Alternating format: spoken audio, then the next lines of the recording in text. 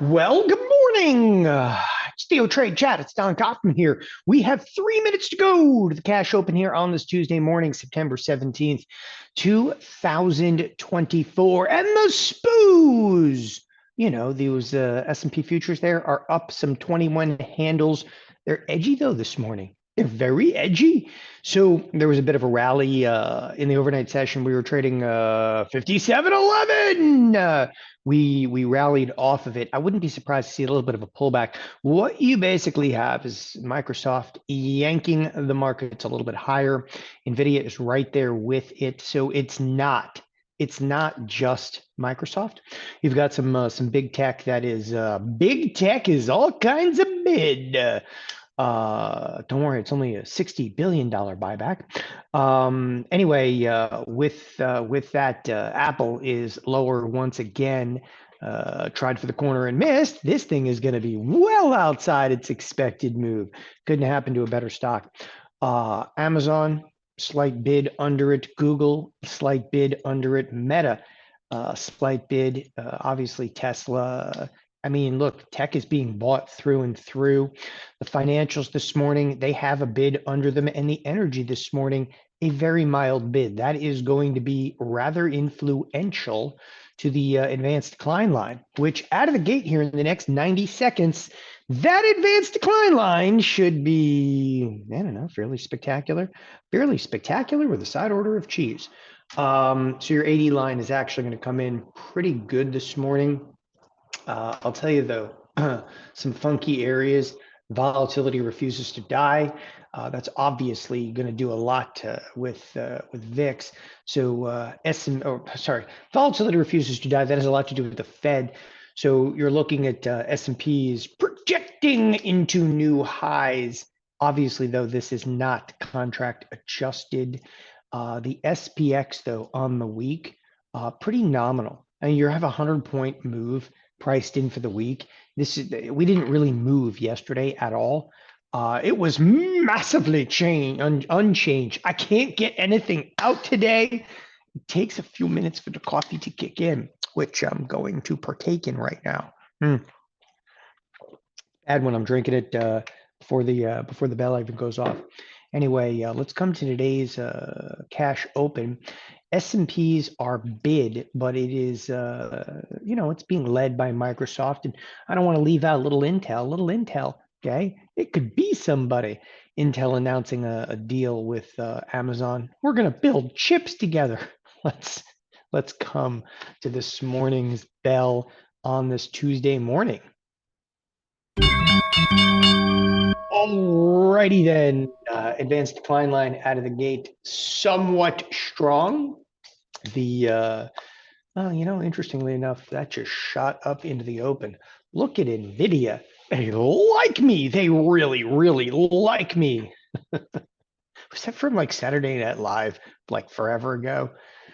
Things are seeping in from the childhood that probably shouldn't have been there in the first place. It's okay. It's probably not, but anyway, here we are, positive 1100 tick.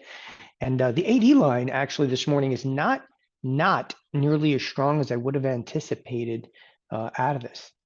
I mean, in the pre-market, pretty much everything was up other than I saw a couple of consumer staples, some sell side in there, which makes me want to look at the XLU. Oh my gosh, it's only flat today. They're not buying it. This thing has been bought like every single day. You realize that the utilities are one of the top performers, okay? Outperforming the S&Ps, outperforming most tech stocks, utilities. It's kind of messed up. You also kind of have to step back from this for a second and look at the irony of markets basically at all-time highs, and like the economy is so good that we have to cut rates. Nothing seems to make sense. We're cutting rates tomorrow. We are cutting rates tomorrow with markets at all-time highs. Don't worry, it's not deflationary, okay? It's not inflationary. It's just special. Anyway, there's a lot of conversation, of course, in the industry around the specifics of that. How do you cut that asset prices like gold? Okay, Gold, all-time high. All right. I know it's not at an all-time high right this second, but gold is basically at an all-time high. S&P is all-time high. All right. Everywhere you look, there's a lot of highs in here. Okay. Except interestingly enough, the Nasdaq. The Nasdaq actually quite a ways away. Nevertheless, okay, into today's cash open, we're basically sitting at or near highs, and it depends on what product you look at. And let's be fair about this. If you really wanted to justify all-time highs, I would probably look at the spiders and or the SPX. Okay, and you can see that the SPX and the spiders, they do differ. Nevertheless, they're neck and neck right now. Speaking of the SPX, again, with the S&Ps up some 26 points, and they're rallying a little bit here at the open. But where are we on the week? And the answer to that is quite simply, we're really nowhere. We're out there in the middle of nowhere. It doesn't matter whether it's high, whether it's a low, but here we are. We are a significant stretch, though, off the upper edge of the expected move. Let's hope we don't get there. Now, of course, if you have positions onto that effect, as I was saying and screwing up in the pre-market, the volatility, even with the rally today, the volatility refuses to back off. Now, that's not just a warning sign. It is, okay, not a sign, it is a warning. Like it's just basically saying, look, okay, we are not backing off an inch in terms of vol until I am ready. Skew is also relatively high, back to a 152 skew. VVIX, okay, ironically is higher, not lower, but higher, okay, over the last two trading sessions. So volatility, the volatility index, there's a lot of hedging coming into this. We have a real crazy kind of catch, 22 on the Fed tomorrow. I am really, I don't want to say I'm just puzzled by it, kind of blown away a little bit by it. I mean, what a freaking mess that we've got going on over here. And the S&Ps, they're going to get caught right in the middle. I'll explain a little bit about why I see some, and again, I'm not here prognosticating a higher or lower. We're going to get some pretty wild and two-sided trade. But we have a situation to where the marketplace could be disappointed, whatever the cut. 25 basis points, they could be disappointed. 50 basis points could mean we're going to be really disappointed. I'll talk about that in a few minutes because I'm disappointed looking at this market. Oh, look at the disappointment. Anyway, let's cruise over to Microsoft. Microsoft. All right. So Microsoft, after the bell yesterday, okay, specifically after the bell right about here, which is at 14:54 and 22 seconds now, they actually announced a stock buyback and dividend hike. Now, I'm old enough to remember when you were actually paying decent dividends that was actually a bad thing. But the stock buyback, everybody loves a good stock buyback, especially when it's $60 billion worth. That's, you think that's a big number, right? Everybody thinks $60 billion of stock buyback. Okay, how many shares have traded today? 2 million. It's a what? $438 stock. I just want to do some napkin math. So it's a $438 stock times, okay? It's 2 million shares, okay? And what do you got over here? All right, okay? So you're almost clear up to $1 billion worth of transactions, okay? I'm just making a point that I know that 60 billion sounds like a lot, okay? But when your market cap, and there's something that we don't really think about, when your market cap is $3.2 trillion, 60 billion is kind of a drop in the bucket, like no one gives a damn. Stock's moving more than that, okay, on a notional like basis. Like today it's up $7. So I want you to think about this contextually. Stock moves up $7, okay? There's 7 billion shares, 7.5 billion shares in the float, okay? The way I do it, I'm just, 7 times 7, let's say it's about 55. So what we're saying is, okay, and when I'm saying 7 times 7, well, 7.5 billion shares. If you took 7.5 and multiplied it by the fact that the stock has already moved $7 today, there's your stock buyback right now. So this thing is picked up today, notional value in the amount of the entire stock buyback. Okay, it's nominal. As somebody just said, it's around 2%. I wouldn't even look at that. It's nothing. Okay, because you can't say it's like, well, you can say whatever you want, but when you say it's 2% of like the market cap, no, it's 2% of the market cap from yesterday's close, not today. It's not a big number, and it's a similar stock buyback to when the stock was, a $1 trillion company, to be fair.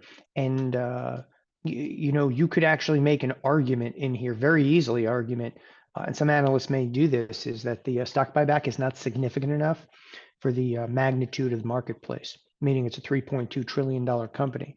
So I know that $60 billion sounds like a lot because I kicked off with that. But then you turn around and you actually start to factor in, okay, wait a second, they've been pulling this crap since this was a $1 trillion stock. Now it's a $3.2 trillion stock, okay? The magnitude of the stock buyback is nothing in comparison to the magnitude of the full market cap. Kind of an interesting, cool way to look at it, isn't it? Okay, by the way, I'll find a negative side to anything out there. That thing sucks.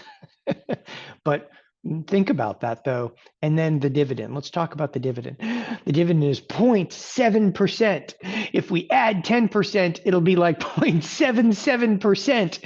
The dividend, which is obviously dividends are going to be fluid based on stock price, right? The yield off of there, but it's pretty negligible move. That one I don't even have to like argue about at all. Anyway, onward and upward. Okay, are we having fun yet? So come on, we're finding fun, new, negative things about stocks in ways we never looked before. Let's talk about Apple for a moment before we continue on. I'm actually watching the financials here out of the corner of my eye as well, as they are their bid. They like me. And cost goes off. Okay, Starbucks. All right, let's talk about Apple for a moment. Here's one to where if this thing gets a bid back under it, I think Apple is actually going to be a spectacular short, okay, throughout the remainder of fall into early 2025, okay? And I'm saying that for there's no technical reason. That would be to me very fundamental. And as I've said time and again, I'm not looking at fundamentals like right now to assess valuation on Apple right now. The fundamental problem with Apple is that their new phone might not sell. Okay, that's a big deal. And it's more of like a perception about Apple. Now, we all know Apple's making a ton of money off of services. That iPhone, okay, the pre-orders are not looking good. We just got information overnight. The reason Apple's down, information came in overnight about pre-orders specifically, okay, in China. I'm just looking over here. Soft demand for iPhone 16. I mean, it's getting beaten up. Nevertheless, okay, I think you guys get it. The demand for Apple phones doesn't look great right now, but that doesn't necessarily, okay, as we turn the corner in fall and we start thinking about November, okay, you realize that the cell phone carriers could do some spectacular things to actually juice Apple's sales, and they very may well do that. That is something that is also, okay, important. All right, sorry, I'm reading over here of the corner of my eye. Anyway, The fact of the matter is some sell side in here. Okay, it could be persistent. I think we'll have to be careful is actually turning into November if those sales are going to diminish. I mean, like literally the phone doesn't have anything new on it. And if I hear one more person, I was actually talking about this at the live event. They're like, yeah, but the phone has like a little button over here for the camera. Okay, holy crap. Seriously, that's what we're arguing about. There's nothing new in the damn phone. Just get over it. But it has AI. Yeah. I have last year's phone. It has AI too. That's in the operating system. That's not, but the phone has a new button. Yeah, it's got a new button. All right. Okay, I'm going to tell you where you can stick that button. It's yeah, I'm actually surprised that Apple isn't down more today. Because this is 2 days of actually negative news. By the way, as Tim C was saying, it's spectacular. They always find a new word for like beautiful or spectacular. Okay, every one of these now, and by the way, all the Apple events now are like pre-recorded. Okay, God forbid they do anything live and slip up and say something like, this thing really sucks. Any bid into Apple, okay, I perceive is an opportunity to possibly short Apple. That doesn't mean, okay, that the first sign of green today that I shorted. I would obviously want, I'll bring up expected moves, but I'd obviously want a decent bid back before I would actually step in and take a shot, if you will, at Apple. So your trading session today with an advanced decline line, I have to tell you, is not nearly as strong as I would have anticipated. But your trading day today is really is Microsoft versus the world. Microsoft, which slipped a little bit, has a huge bid back under it, well exceeding $60 billion of market cap. That's the crazy thing. You announce a $60 billion stock buyback, and you finance that stock buyback, okay, by buying back stock, or like, if you would, like locking in some gains. The market cap, though, over here is just, it's flying, and again, to put this into terms that everybody understands, $10 move higher times basically 4 billion shares. So you basically have $74 billion in market cap that you have climbed today on the announcement of a $60 billion stock buyback. That is one of the things, okay, that I stress to you on a fundamental basis, okay, that doesn't make a lot of sense. When I'm talking about like fundamentals of like something like Apple, okay, it makes sense that you start turning the corner into fall, the sales aren't going that good, everybody kind of gets that. In Microsoft, though, you make an announcement of a stock buyback, okay, and you achieve market capitalization exceeding that stock buyback in the first 10 minutes of a trading session, and you kind of shake your head and go, holy crap. And that's all you can say at that point. Holy crap. Speaking of holy crap, NVIDIA is actually seeing a little bit of selling going on this morning. It's worth noting because it has locked, as Microsoft is straight up, NVIDIA has come off a little bit. It's actually locked these Nasdaq futures in somewhat of a range. Microsoft looks really strong right now, but we'll see how this actually plays. The Nasdaq futures, though, kind of stuck in the middle with you in early trade. All right, so there was a question about TLT, and I'll kind of bring this up. In TLT, if I bring up the auto expected moves, okay, and the reason I like the auto expected moves, look, massive breach to the upside, didn't breach, okay, then just kind of tagged. Could this be a bearish trade? And the answer is absolutely unequivocally yes. Okay. The only question I think you need to ask yourself, first of all, knowing that it's TLT, especially coming into a major Fed announcement, could very well have what we term an inverted skew. So would a bearish in-out spread, even work? And I actually, this is Igor asking this, but would a bearish in-out spread work? Okay, the bearish in-out spread might look great here. I was doing a session about this at the live event. The bearish in-out spread in context makes sense here. It doesn't exactly fit the perfect criteria of smashing through the expected move 2 consecutive weeks in a row. It does not fit that. That doesn't necessarily, nullify it as a candidate though, because this has been one hell of a run. The problem though that I see, okay, is I know off the top of my head that bearish in-out spreads don't always work very well in this product because there's very often, okay, some skew in there. So we're trading at like 101. So you could do like a 102, 100, and it's trading for 93 cents. You're like, oh, that's doable.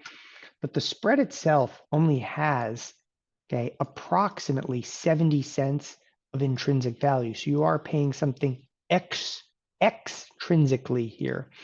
Whereas if you looked at the exact same spread, delete that out, okay, the 100, 102, that one's also, okay, it's a little rich, right? There's not, okay, I'm just gonna level with you here. There's not skew helping you nor hurting you in here. The skew, basically these 102 puts, okay, and these 100 puts are almost identical in terms of their implied volatility. So skew, okay, is largely nullified in here, okay? Honestly, okay, that's not a bad trade. It's not a bad trade at all, okay? Do I want to run and send that one out? So, by the way, I like the trade. You want to really know where I'm dragging my feet? It's exactly where I'm dragging my feet. Everybody knows they're going to cut rates tomorrow. And of course, if I send out a trade where I'm bearish in the TLT, everybody's going to be like, what are you, stupid? They're cutting rates tomorrow. I'm like, yeah, but it's priced in, meaning that like they're pricing in. What we don't know if we're pricing in is a 25 basis point cut or 50 basis point cut. And if we only get 25 basis point cut tomorrow, okay, this marketplace will sell off because it'd be like, because it's probably already pricing in a 50 basis point cut. Why do I say that? Okay, so it's an interesting trade for those that thinking the smaller cut is coming.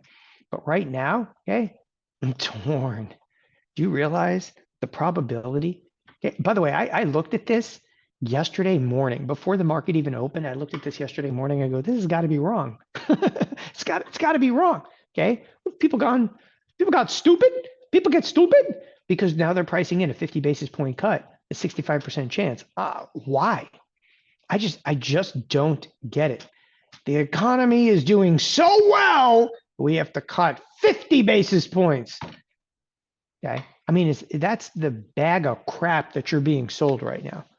Now think about that. By the way, 25 basis points.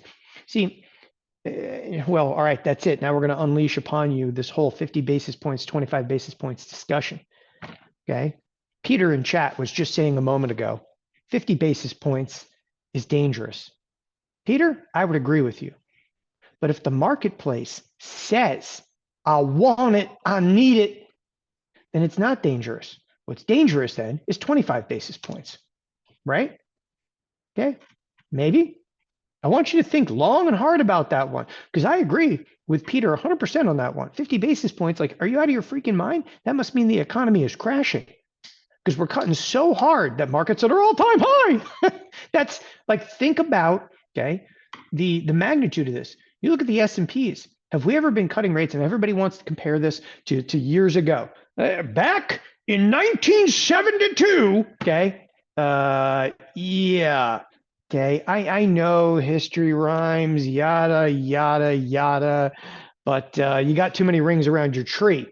Now, you've never been in a situation where markets are literally at all-time highs and we're entering into a phase of cutting, okay? Because on one hand, we have politicians that are like, the economy is great.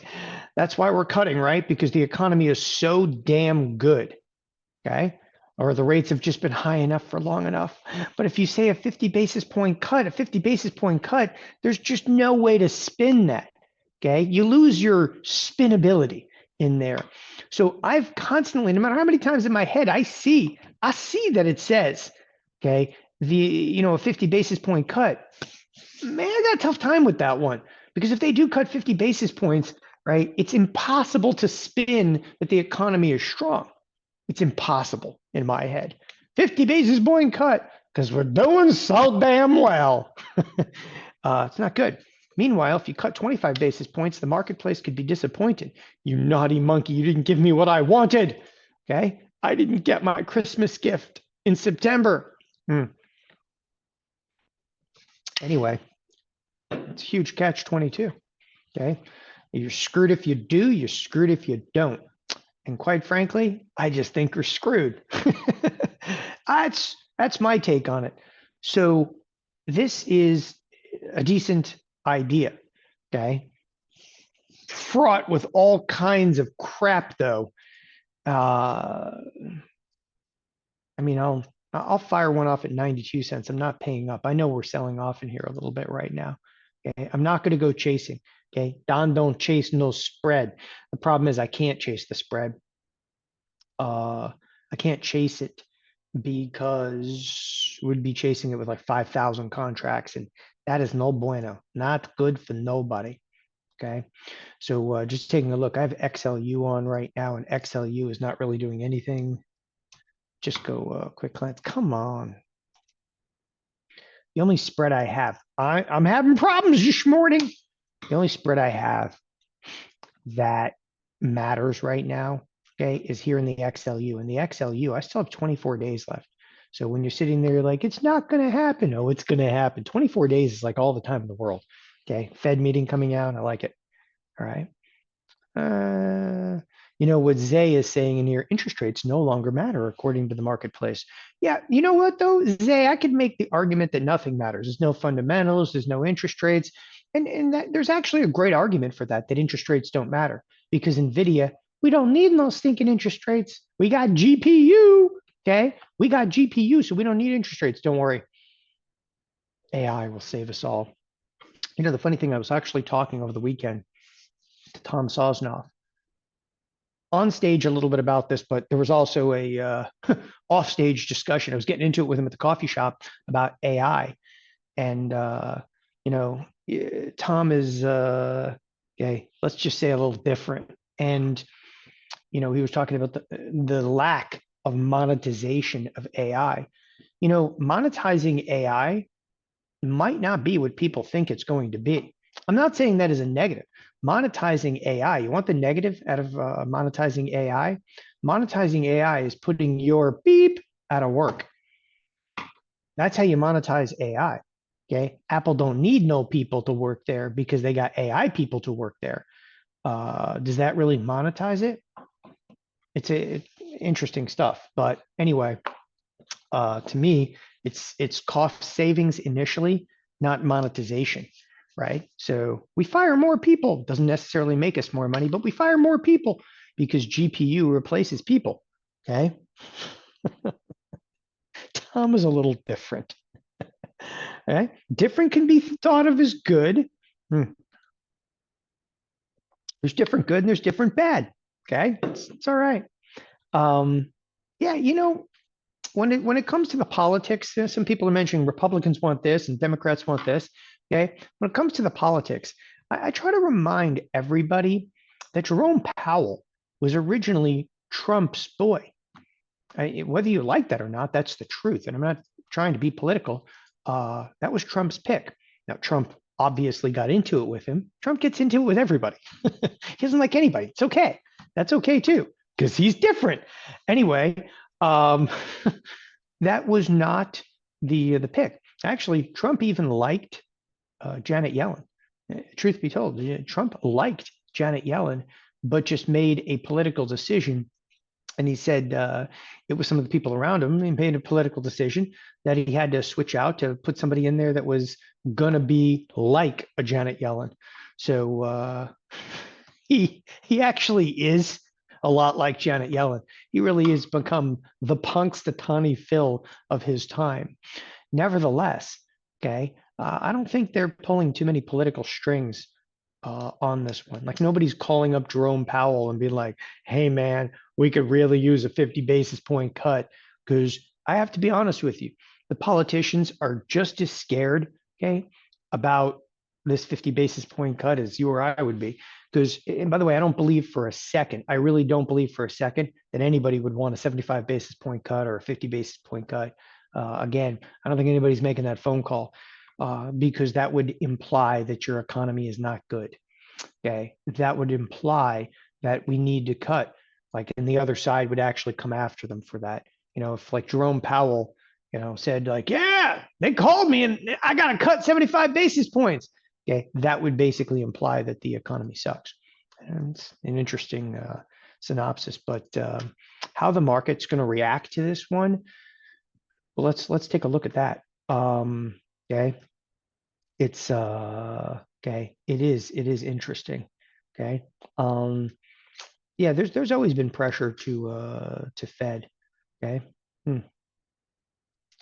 Sorry, I'm just reading back in here. So I'm not necessarily, and I want to quantify this, I'm not necessarily bullish or bearish, okay, off of the initial Fed announcement. But I can absolutely make an argument on either side of it. Like I can tell you based on the Fed fund futures, and let's just put it in brass tacks here. Based on these Fed fund futures, which have been swinging around a little bit, okay, and now they're only down. See, now they're down to 61%. Based on the Fed fund futures, which it wouldn't surprise me to see a 50-50 here. The market's very undecided on this. Based on the Fed fund futures, okay, if the marketplace is leaning towards a 50 basis point cut, which it is right now, minimally, okay, but it is right now. I think you have to look at a 50 basis point cut as being like, what the market anticipates. If it doesn't get it, okay, it could be very disappointed. On the other side of that, okay, I really am truly in the camp of if you cut 50 basis points, there's no way to spin a positive thing. They're going to tell you, hey, the economy's not bad. What they're going to sell to you is that we're front loading the cuts, right? Which actually does make sense that you're front loading your cuts to have the most impact because the jobs number will lag afterwards, and it makes a degree of sense. Nevertheless, okay, it's really, I think it's volatility, okay, to get into over here. All right, so all right, no more politics in the chat over here, and people can't even hear, okay, Democrat or Republican without freaking out. Does it tell you how screwed up this election is going to be? Okay, calm yourselves down. By the way, we wouldn't look at a ZQ, Calvin, but only look at the Fed fund futures. The Fed fund futures are going to be the most accurate interpretation. Fed fund futures are going to be the most accurate interpretation of the of a cut and how significant it would be in here. So onward and upward here. The SPX is, I think this is the foremost expert on here, and it's a $63 expected move, which is quite frankly not as high as it could be, and this could actually come up quite considerably in the next 24 hours. So what I'm saying right here, next 24 hours, I wouldn't be surprised to see that number come up to some degree. And that's the expected move. So a $63 move, whatever. I mean, last week, last week we shattered the expected move. Okay. It was, it's big boy stuff going on last week where, you had a 200 point plus move out of it. Okay. Just over about 210 points last week. So to see a $60 move, okay, there could be some surprises in here. Okay, that is of critical importance when I'm telling you like this number. Okay, if $63, the fact of the matter is it's not crazy. In here, it's crazy low to some degree. So anyway, onward and upward from there. Sorry, I'm looking back over here. All right, let's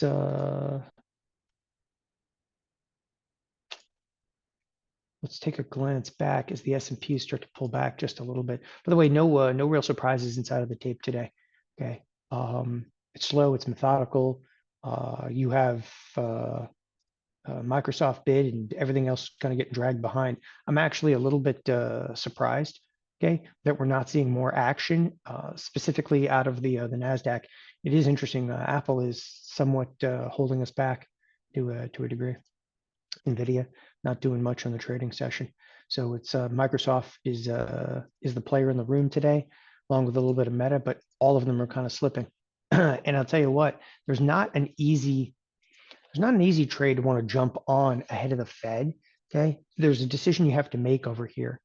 Okay, the decision you have to make in today's trading session is, and by the way, you can see me looking at IWM, and I'm looking at IWM because you can talk about like shattering expected moves. This thing's wild.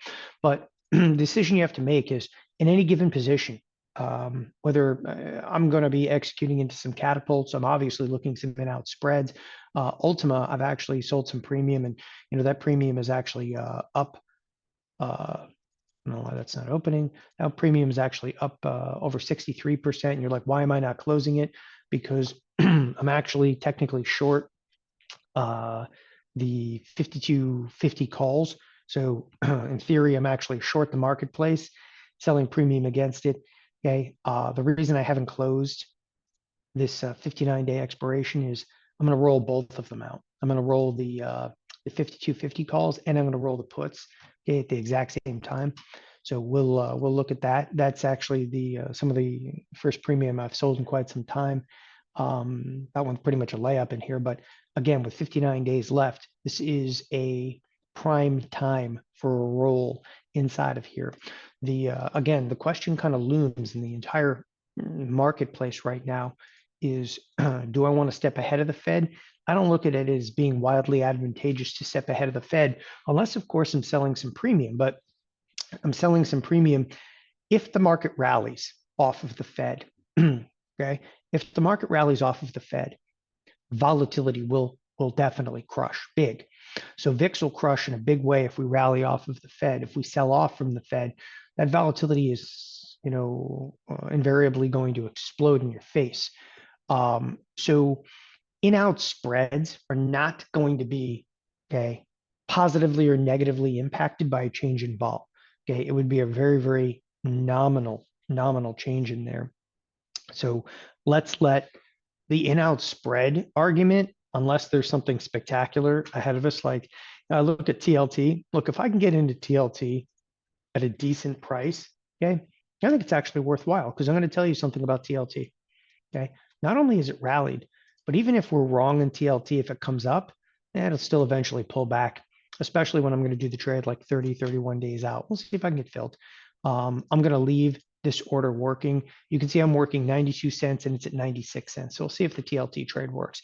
That's the only in-out spread that I'm really like, okay, liking. I like the idea of an in-out spread here in the XLE. Big sell-off, we bounce, big sell-off. I was looking for a fade in here, okay? That is also kind of on the dance floor for me, okay? And I like it because it's already hitting the upper edge of the expected move. These are trades that I literally seek out. So the XLE is a possibility as well, okay? There's nothing in tech land that interests me because, look, if the market sells off, like that would just be just as easy to take a trade inside of the QQQ. Like I wouldn't even get involved in any individual text today. Just be as easy to get a trade inside the QQQ.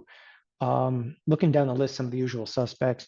Okay, I mean Walmart interests me, but that's this thing is an absolute freight train. The problem I have with Walmart, okay, and/or shorting Walmart and using an in-out spread, I think that the trade is far too similar to something like XLU. I want you to see Walmart's down today, okay, and XLU was seeing a little bit of selling going on today. So obviously, okay, the utilities are moving in accordance with some of the consumer staples. That is something to pick up on. It's a little bit too similar of a trade. So TLT is really the only thing I'm kind of shopping on that particular front. And again, frankly, I'm not sure I'm going to fill in there. We'll see. Okay. In terms of premium selling. So you can get out in front of the Fed announcement. Okay, and I can roll this, which I could roll it. Like it is what it is. And ironically, I'm actually up on this roll here. But lo and behold, okay, there's, two ways this thing can go. And that is obviously if the market goes higher, the volatility contracts. The volatility contracts, it's going to be a little bit harder to sell premium. And I could go out there and sell calls. I'd love to sell puts because puts are where the juice happens to be. That juice is going to get sucked out if we rally. On the other side of this, though, if you stepped in and sold puts today, okay, yeah, I wouldn't do it. I just wouldn't do it. The market's up. Volatility is decent today. It's holding its own. Okay. That's a dangerous premise, though, to sell puts before the FOMC meeting because you're basically, you have 50-50 chance. We explode higher, we explode lower. But if we go lower, they're going to really pump volatility back into this marketplace. Okay. Look at this. That's a fierce run to the upside in relatively early trade. Okay. Again, I really wouldn't trust much of this as far as you can throw it. All right. Let's look at a few aspects we've got to discuss. So this week is a triple witching. Okay. There's also a VIX expiration tomorrow. Some people may, okay, or may not have a VIX trade on. Look, the VIX has not moved. It's not going to move. Okay. But the VIX trade needs to be rolled. Why? Because it expires. So all I'm going to do now, I have portfolio margin. Okay. And this is not a trade that I sent out. This is not a trade I sent out. This is a trade I just kind of did a little bit like, off the cuff over here. This is a trade where right here, you could basically, you could sell this spread for $1 credit. Okay. You could sell this spread for $1 credit. If I sold the spread for $1 credit, I could go out in time, okay, and shop another spread, okay, for right around $1 debit. And that way I'm just rolling into something new, okay, because there's, not really making any money in this, not really losing any money in this, okay, but I'm shopping around right now. There you go, to put this spread together, right? And just kind of roll it out. By the way, actually, ironically, I'm not in portfolio margin over here. I just realized I'm in my IRA. This is the kind of roll, okay, that can be effective in here. I'm trying to do it like right at even money or 5-cent debit. Okay, this works. Let me actually see if I can get this thing filled. The note, I came out 63 days. Okay, and I'm doing that intentionally. I want to give myself a little bit more time. This should fill it right around a 6 or 7 cent debit.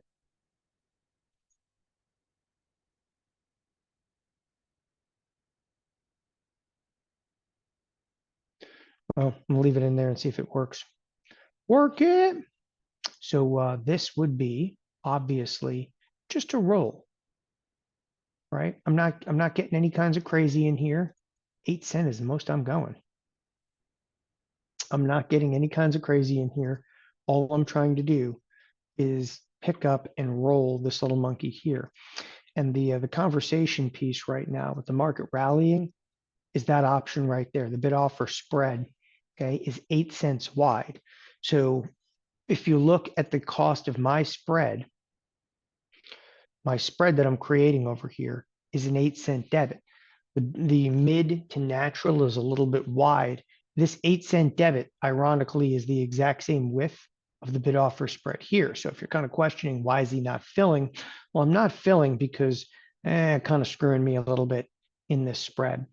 So not only do I have this spread to contend with, which is 8 cents, okay, I've also traded the 40s, which they're trying to charge me 2 cents for those. Okay. They're trying to charge me 2 cents. It's not even fair, man. Okay. Not even fair because they want me to move to 9 or even 10 cents. So it's frustrating. Okay. It's frustrating.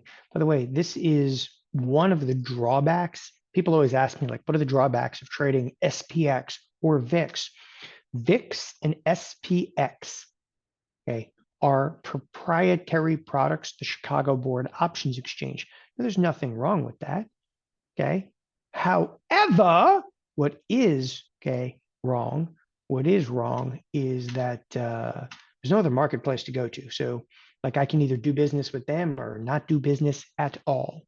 And in this trade, I'll sit there and kind of let it work. By the way, the VIX crushing down over here hasn't really helped me or hurt me because as it crushes down, I'm rolling out and adjusted my strikes accordingly. Okay. S&Ps though, they're on fire right now. So good size bid back under the S&Ps. Interestingly enough, Microsoft kind of pulled back. Okay. And what has come to life to some degree is NVIDIA. It's back positive on the day. Okay. Apple came back a little bit, but take a look. Amazon almost highs of the session. So there's definitely some markets that are coming back in a big way here.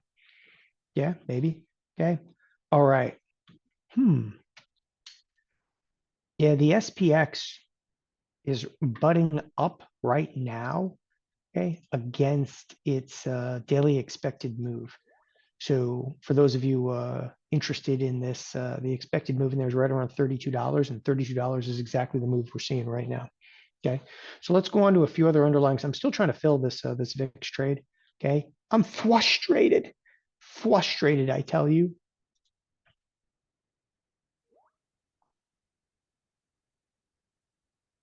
I know they want 10 cents. I just didn't want to give it to them.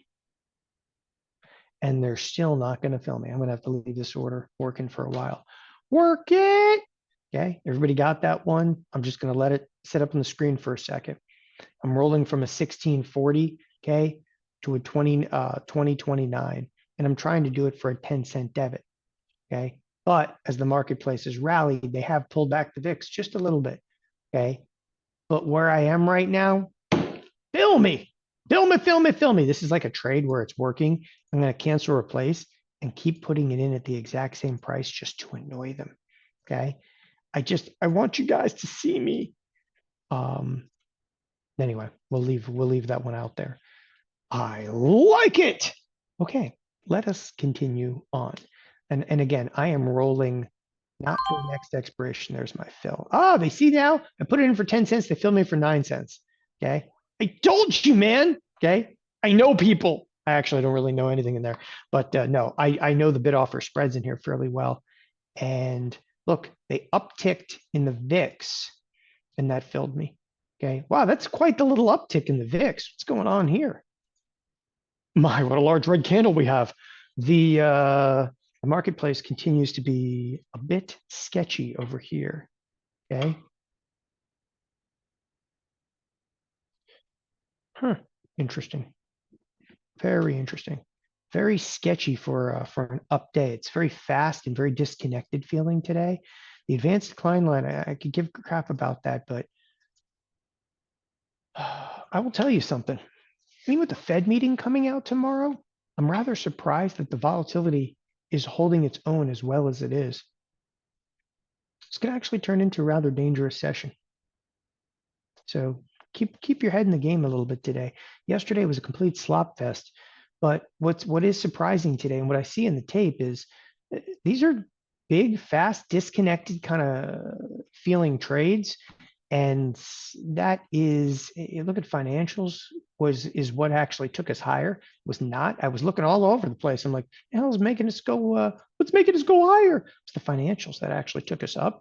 Maybe a little energy alongside of it. Okay. Yeah, funky little day that we're materializing. I think we're actually going to see some two-sided trade too. I'm not saying we're going to be negative at any point today, but look for a couple of degrees of pullbacks in here as well. So again, I just filled that VIX trade. The other thing I have to do is I need to roll some MES. I show this every single quarter, and I promise I'll spend a ton of time on it tomorrow. But if you are in a position, which I am in a position in the MES, I'm actually short 2 micros. I'm short the micros themselves. You want to use a calendar roll, okay? And roll that little monkey. And what that basically does is it closes the September and opens a December. Now I'm short, I'm not long, I'm short. And if you're doing this on Tasty, you just go to your position and you right click. That's a right click. Okay. I don't know what a right click is anymore, like on Mac. Okay. Mac's got all these damn gestures and stuff right now. It's a 2-finger, a 3-finger. Okay. I got a 5-finger smack the stupid mouse. I don't get it. Okay. The 1-button mouse. Anyway, although I do I do watch people all the time with like an Apple Pencil. Okay. And I still remember the comments out of Steve Jobs. If you have a stylus, okay, you've gone wrong. It's not a stylus, Steve. It's a pen, damn it. It's an Apple pen. Or are they calling it the pencil? Apple Pencil. Okay. It's misbranded. Miscommunication. Oh, I'm really close to filling right now in TLT. I'm very, very close. Okay. I can feel it. Yeah, look, I know. I knew I was close. I'm gonna be somebody. I'm almost filled in there. Let's go to Intel for a moment. Okay, Intel. I have a back spread in Intel. Back spread, back spread. Okay, where is it in the back spread? It's the worst possible place ever, but there's 31 days left. Okay, in Intel. Oh, we're here. I kind of need us here, here, or here. So where I don't need us is right here. Where do I need us? Either down here or up here or even higher up there, but I definitely don't want us there. Got it? Okay. I hope somebody's listening to the audio of that and has no idea what the hell I'm even talking about. It's good. It works for me. It works. Okay. I just want to show you where we are. Okay. We are basically here, which is the worst possible point. We need to be here or here or here. Here being 23 half starts to get interesting. 24, we're golden, pony boy. And you get up to like 26 and yeah, be buying cups of coffee for everybody. Cups of coffee all around. But, okay, this spread being the Andy Dufresne of all trades, you have to crawl through a pile of crap to come out the other side. Anyway, we're in that pile of crap right now. It's the only way out is through. Okay, got that. The Andy Dufresne of trades. Okay, that's the back spread, and there's not much else to look at. So with that being said, the last aspect I was trying to cover when I was so rudely interrupted by myself is that if I wanted to roll these MESs, you right click, okay, and you come over here to create rolling order. What the rolling order would do, okay, is it would move me from SEP to DEIS, moving from SEP to DEIS, okay? SEP DEIS rolls. How lovely. Now, it is so important, and I say this every single quarter, that if you're going to roll a futures contract, not talking about options on futures, I'm talking about the futures contract itself. If you're going to roll the futures contracts, you roll as a package. Don't leg. Okay. Don't leg, because when you are legging, you're paying bid offer spread, okay, on one side and bid offer spread on the other side. There is a rolling market. And here's the difference. Okay. If you leg and just traded the ES or the MES, you have to pay a one tick wide market, which is 25 cents. Okay. You have to pay 25 cents here, and you'd have to pay 25 cents here. By the way, 25 cents isn't 25 cents. Trading ES, 25 cents is actually $12.50. When is $12? Well, when is 25 cents $12.50? When you're trading, the E-minis. In this particular case, though, it's $1 like 20. But what I'm trying to show you down here is this is a rolling market. And in a rolling market, okay, the bid offer spread is a composite of both legs, and it's only 5 cents wide. So basically the bid offer spread is nominal. It doesn't even matter. So if I wanted to roll this, what I'm doing is I'm buying back the SEP because I'm short SEP. When you're short something, you got to do buy it back. And then I'm selling, okay, into the December, and he goes to confirm and sends, he shoots. Okay. Is it going to fill? Is it going to fill? It's not going to fill because I just did it on the ask. So I'm going to come in here and I'm going to cancel replace the order, and I'm going to put it in right at the mid price. See, there's the mid price. The market's 35.45. When I actually hit confirm and send, this market's going to move to 40. You ready? That market's going to move to 40. Oh, they filled me. Yay. Golf clap. Golf clap. Anyway, they filled me immediately. So I rolled. Okay. He has rolled. Okay. He will not wear the ribbon. Who will not wear the ribbon? I rolled. I'm going to roll some MNQs, but I'm going to roll those tomorrow. I don't have that much else to roll. The VIX trade is already filled or rolled. Okay, we good? Who will not wear the ribbon? By the way, if you wanted the VIX trade, I'm just going to put this in chat. okay, and say, this is a roll. This is not a new trade, you monkeys. All right, onward. So anything I'm going to do in Ultima, I'll shop around Ultima when I'm kind of off air. Okay, I just in Ultima right now, because we're at highs, it doesn't help me to roll in this environment. It just doesn't help me. It doesn't hurt me, but it doesn't help me either to roll in the environment. The only one that actually helps me to roll is kind of right here. There's 59 days left. The Little Monkey's up 65%. Okay. But this is actually a damn good hedge right now. Because if we continue to rally, collect a little bit more premium out of this, burn a little bit more time, like I'm not afraid of holding this a few more days. Okay. It's just getting ahead of the Fed. The only thing, the Fed can hurt me by taking the markets higher, right? Okay. Because I've got short call positions. The Fed can hurt me by taking markets higher. The Fed can help me by taking markets lower. But in taking markets lower, it's not only going to help me by the actual price action lower, it's going to help me by means of bringing volatility back up. And volatility back up is going to help me in terms of wanting to sell more premium. Okay. And I think that that is the real underlying like impact of what the Fed announcement can do. I don't think the Fed announcement necessarily just plays out though. If you look at the volatilities in the S&Ps, the volatility in the S&Ps, and I'm just going to open up a few strikes in here just to display this. Okay, the volatility in the S&P just over the next, not AM, but let's look at the PM settlements. Damn it, close that up. The volatility in the S&Ps is interesting. So you have 23%. It doesn't drop much. Okay, by the way, this is Wednesday. So that's Wednesday's expiration. Okay. This is obviously Thursday, and this is Friday PM settlement, right?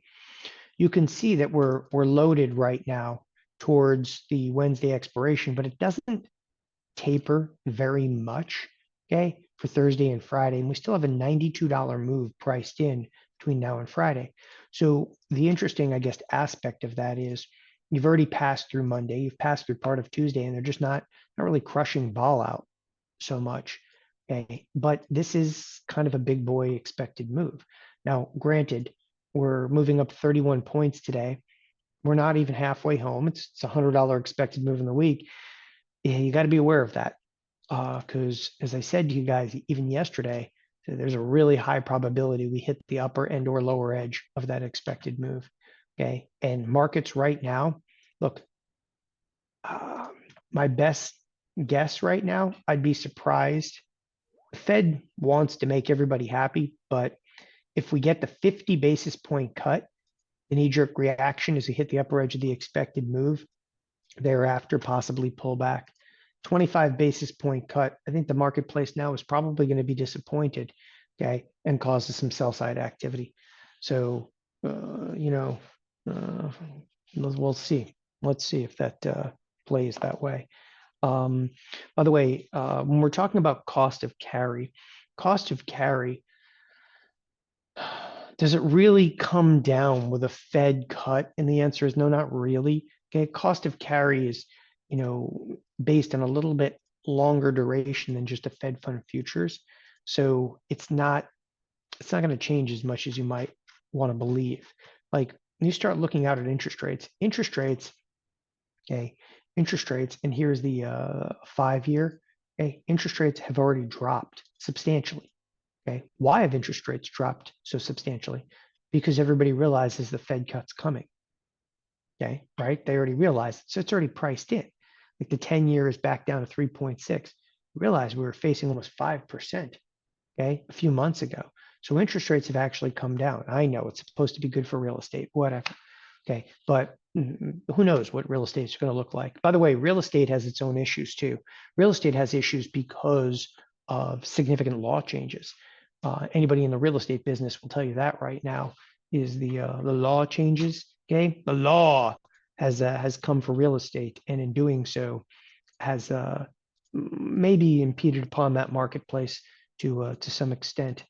In any regard, as we kind of move forward in here, the rates are already priced in. So it's ridiculous to sit here and like prognosticate, oh, the rates are going to come down. Okay, the rates already have come down. Once you think that they're going to cut and then they confirm they're going to cut, okay, then we're good to go. I'm actually going to bring Blake into the fold right now. So Blake Young is coming on live next. Professor Bierman is actually teaching a class at Loyola this morning, and will be on later today. On Tuesday mornings, though, we bring in none other than Blake Young. So Blake, I saw him in here for a second, and then he disappeared. Okay, isn't that nice? He literally disappeared in here. Okay, good job, Blake. Good job. Golf clap, Blake. Anyway, as the S&Ps have rallied up, they're sitting there. They're on their expected move. Nothing else going on. Okay, so yeah, no, the law that changed had to do with commissions. And I think most people are probably relatively familiar with the changes in there. Okay, Mark, Blake is my new favorite. Okay, I'm gonna remember that, Mark. Going to Did you remember. kick me out? I did not kick you out. You kicked That's yourself out. weird. Normally, I would definitely kick you out, but today, I swear, man, I was not even near that. Okay, I wasn't even on aisle 7. This Nice Mr. Mom reference. Wow. I'm That's a deep cut. full of 1980s crap. Of course you are. Okay, I really am. My kids have finally come to the conclusion that newer movies suck, and the older movies are well worth watching. I Okay, told my son that you cannot make a good movie anymore, any suspense or thriller, because of cell phones and technology. because everything Be sucks. no, because no matter what happens, all you have to do is pull up your phone and say, yeah, they're right there. Hey, get me Oh out of man. here. There's, Oh man. yeah, it's You're over. killing me, man. You're killing me. Okay. So we need a thriller where they have like, Wi-Fi jamming stuff. Is that Yes, what you're that's the going only at way in you can here? have thrillers is if you have Oh my AI or gosh. Wi-Fi jamming. So maybe that's it. That's where So they're going to monetize AI. last night I had a meeting here at my house last night, and it was with the guy that's actually rewiring the house because the whole house is ripped apart. For those who don't know this, the house ripped apart, and this guy's rewiring the house for security and so forth. And I'm like, can't we just do this on Wi-Fi? He's like, no, there's Wi-Fi jamming stuff now. And he goes, we have to hardwire everything. I go, so technology is going backwards? He goes, exactly. I go, how much more does that cost? He goes, about 20 grand. And I'm just like, oh my gosh, you're killing me. So I have to wire things now. Okay. And can't use Wi-Fi. I have to use special cell phone backups. Oh, It's that's crazy. interesting. I'm Yeah, glad no, I wired my house when I built mine completely, so I always have the choice. yeah, yeah, I'm going back like, 20 years in technology. I got that going for me. I got that going for me. Um, yeah, there really, the movies suck. The computer generated, graphics and stuff like CGI, it sucks. Okay, and then there's Disney, which just all kinds of sucks. Okay, even their like ESPN Monday Night Football sucks. How do I really feel? I think it sucks. I tell me what you really think Oh, here. it sucks. It sucks. I'm still questioning why they're doing 2 Monday Night Football games against each other next week. Okay. Because I really want to stay up to like 3 o'clock in the morning if I'm in the Eastern time zone. No, no. The athletes, I don't know how they're going to do it. So All right. Before I jump off, okay, and I yes, want to I want to torture you. torture Um, away. okay. So we're looking obviously at the differential, okay, between a 50 basis point cut and the 25 basis point cut. Is the market right now totally overzealous? Yes, Yeah. You think there's no 25? question. There's no question. And like Not even was coming up. posted in the chat, ZQ and everything else. That we're not betting up with money. We're betting with hopes and Stupidity. dreams. Yeah. Look at it, So it's not coming up. the It's ZQ broken. is not backing the CME's expected move here, so or the expected cuts. And That so when you see that there, we've like you commented multiple times yesterday, it just kept getting worse and worse and worse to that 2 cuts. And I'm wasting time to see if that ever pulls up for you. But as we keep pricing in went from 30% probability of 2 cuts to 70% probability of 2 cuts, and the ZQ didn't show that. And so I always said that the bond, and in this case, any fixed income or Fed treasuries traders are the smartest in the room. And they're not putting money behind two. They're putting money behind one. Yeah, but the Fed Fund Futures, I mean, the CME group, the Fed Fund Futures and the Fed Watch tool is based on Fed Fund Futures. So it's still showing, Not completely though. They yeah, have it's other aspects in it. no, That's what no, skews it. there's so many people that are looking at this site that it friggin' broke. Okay, it broke. It's dead. Yeah, I can't even pull it up right now. So Fed Fund Future site is broken right now on the CME because too many people are looking at it. So all right, I guess that's anyway. It's anywhere between a 60 and 65% chance of a 50 basis point cut.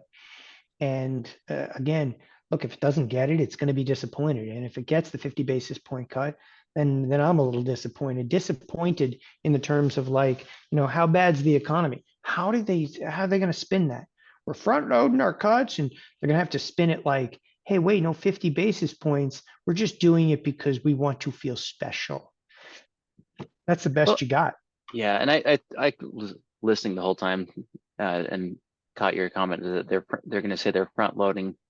And I think if they would have got out ahead of it and said we're going to do this because we're trying to not shock the market if we do go and slow down, then that would have made sense, or at least been at least something you could get behind. Okay, I understand why you're doing it because we don't want to cut 2 points, so we're going to cut. Asset prices are all-time high. Like, how are they going to Yeah. stop inflation if it comes raging back? Yeah, and so that I'm just saying that the discussion could be had, but it's not there. I agree with No, you. It's going to be bad. I would Really be bad. quite terrified of a 50 basis point cut. The more I think about it, the more I start to rationalize.